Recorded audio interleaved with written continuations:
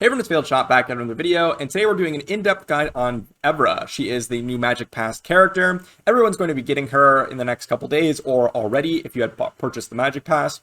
And she is an excellent character. We're going to be going over what gear you're going to want to use on her, her abilities, how she is in every game mode, and a little bit of gameplay here. Now we are on the alt account, and this is more realistic for a lot of you because this account's more near to what gear level you'll have than my main account or some other account that I can use in regards to using Evera. So what do we have here? The stats are we're going to go first, and she has an S attack, really solid for a damage dealer. She has the 15% bonus attack here, so just keep that in mind. This is going to be a little bit lower for most of you if you don't have the Ascension 1. Then she has a health 4991, and then B defense at 527, which is actually really solid for a damage dealer. She's actually quite tanky in regards to talking about damage dealers as a whole. Then we have a B speed, which is on the lower end at 85. This can go to 100 if you have the Ascension. Obviously, all these stats can increase if you have the Ascension. And then we have 6% crit rate and a B crit rate. Would have liked to see that a little bit higher, but it's not too big of a deal. Now, Evera's abilities are quite complicated, so I'm going to go ahead and go over the trait here first. Now, every single time we're doing an ability, if we hit an enemy, we are getting 1 rage. Now, if it's an AoE, we're going to get as many rage as we hit. So once we reach 4 rage, we're going to use this ability called Artillery Support, and we're going to deal a range of either 40 to 60% damage. Now, obviously, this isn't going to always be 60%, but it's not going to be 40%. It's going to be wherever in that ability range that it hits. And then we have the Ascension effect here, which is when we use the Artillery Support ability, we're going to get a 50% chance to expend all rage with that Artillery Support and apply defense down. So it's not a 50% chance to expend all rage. It is a 50% chance to apply defense down, and then we're expending all rage. It's not like, oh, we could possibly do 2 of these attacks. No, it's just 1, and then we apply defense down. So keep that in mind as you're going through. And then we have the basic here, thrust, 80% damage to an enemy with a 30% chance to apply bleeding. And if you have attack up, you're going to use another special ability, which is gunfire. It deals 50% damage to an enemy and reduces all ability cooldowns by 1 turn. This hit also hits the same target that you targeted with thrust, and of course we're reducing those cooldowns with if you have attack up, which is really nice, and we do a total of 130% damage of your attack. And then we have foil, the second ability here, or I guess it's a basic, but this ability is actually quite decent because we're doing 100% damage and removing a positive effect. This comes in handy way more often than you might think. There's a lot of the times when you have a positive effect on the enemy and you really need to remove it, and Evera comes in handy there. Now it has the same factor or the same bonus as the basic here, which is if you have attack up, you're going to launch the bonus attack with gunfire, dealing 50% damage. This deals 150% damage in total if you have that attack up. Now we have the ultimate here, and this is actually not maxed out because it takes forever to do the Bane Wraith, but you're going to be dealing 145 to 200% damage to all enemies and grants attack up for this character for 3 turns. So she's self-sustainable in regards to giving herself attack up, and her ultimate does a ton of damage. Now it is a range, so you can do 145 to 200%, but remember, with the trait, we're actually going to be launching this attack, so we're actually dealing, lowest number is 185% damage to maximum of 260% damage, obviously with attack up on that second hit, even if you don't have another buffer, which is absolutely crazy. She is the highest multiplier rate wise AoE damage dealer in the game, which is why she's rated so highly and so good for Void Tower. Absolute excellent character, and definitely worth building out. Now, what are we going to be using in regards to gear? Well, I have the stats here, and I'll just show you my stats. We have a decent attack. We have 131 speed, almost 100% crit rate. We would have liked to have 100% there, and 270% crit damage. Now, you're going to want some decent stats on her in regards to damage. High attack, high crit rate, high crit damage. Precision's quite nice on her if you don't want to get deflected all the time.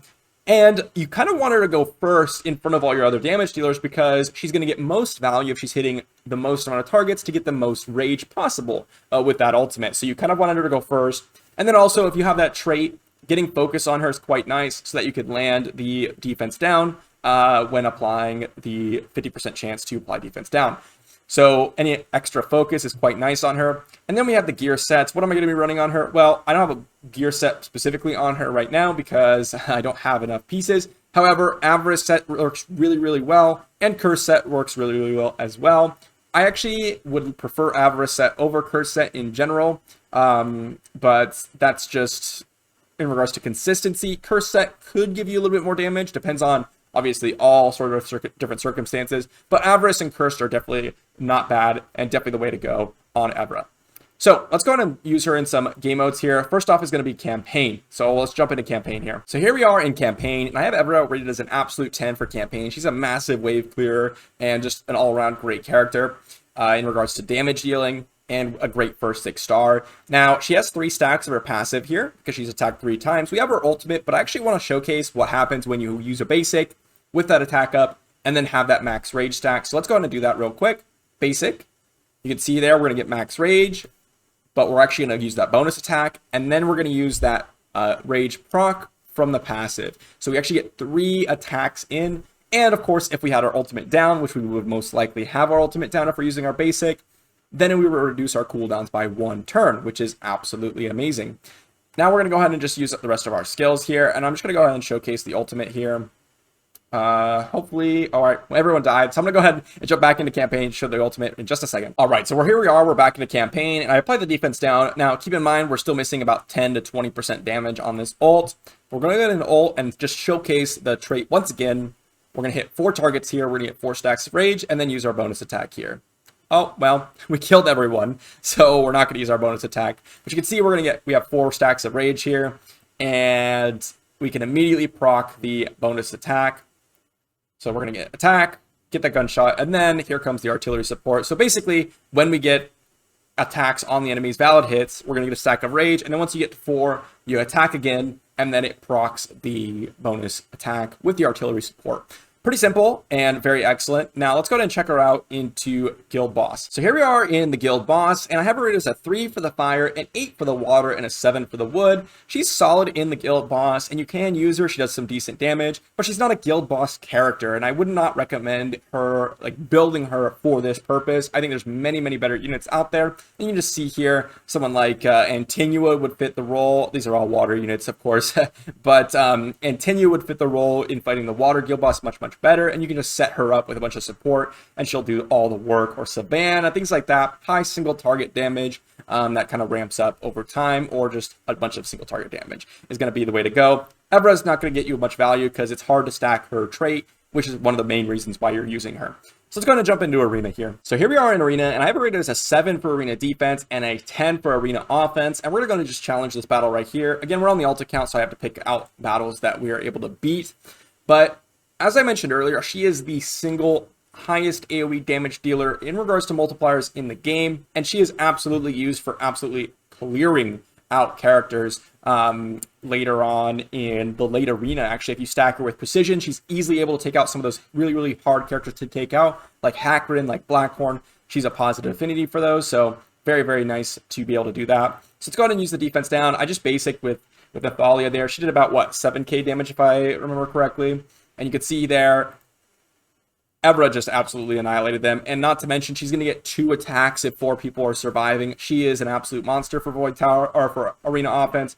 She is just absolutely great, and definitely worth building out for Arena offense. Let's check her out for Void Tower here. All right, so here we are in Void Tower, and I just wanted to really quickly go over the strategies and some people that are using her. So you can see here, we're on like stage 97 of hard of this one, 98. You can see a couple of Everas there. And then we have a couple fire units, and are we using Evera here? A couple people are using Evera, and then floor 100. You can see here, Valyria, Evera, Valyria. I mean, this is all wood, and we're still using Evera on this stage. So you can just see, that's why I have her rated as an absolute 10 for Void Tower. She's going to be absolutely nuking your waves.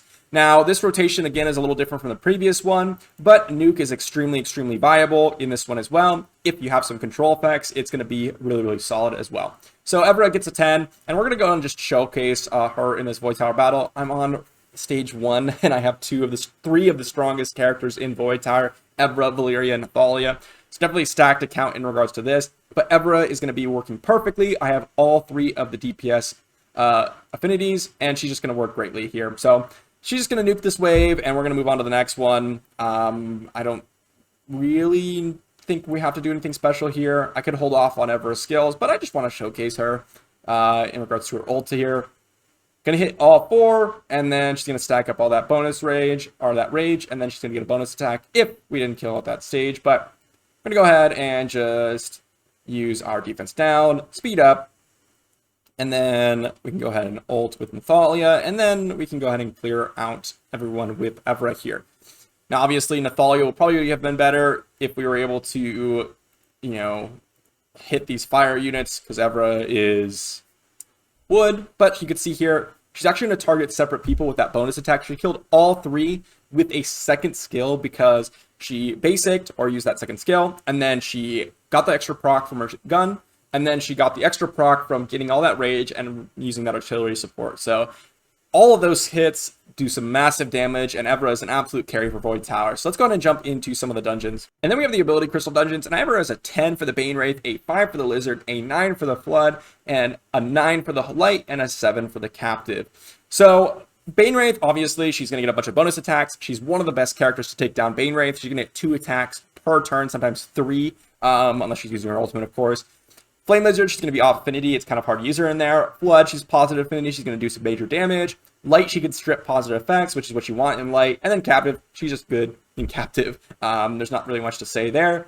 So she's going to be an excellent character for Bane Wraith for those of you that are struggling. I use her all the time. She's excellent in there. Let's go ahead and check her out in Endless Trials. So here we are in Endless Trials, and she is an absolute 10 for Endless Trials. She's going to be getting all those bonus attacks, getting all those extra attacks. She can, because she has a lot of single target attacks with the bonus attacks, she can get use out of those single target duplication artifacts, as well as the AoE all the time with her passive and her ultimate. So she just gets so much use out of all the artifacts in the game, or in Endless Trials here, that she gets an absolute 10, as well as being one of the best AoE damage dealers to just nuke them outright.